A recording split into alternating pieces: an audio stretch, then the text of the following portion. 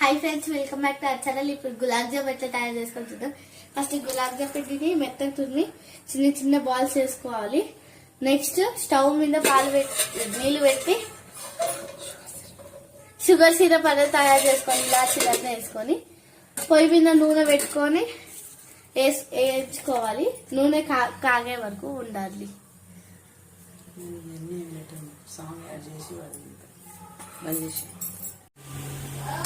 Fry అయితే చేసుకున్నాను. Golden brown colour లో రావాలి.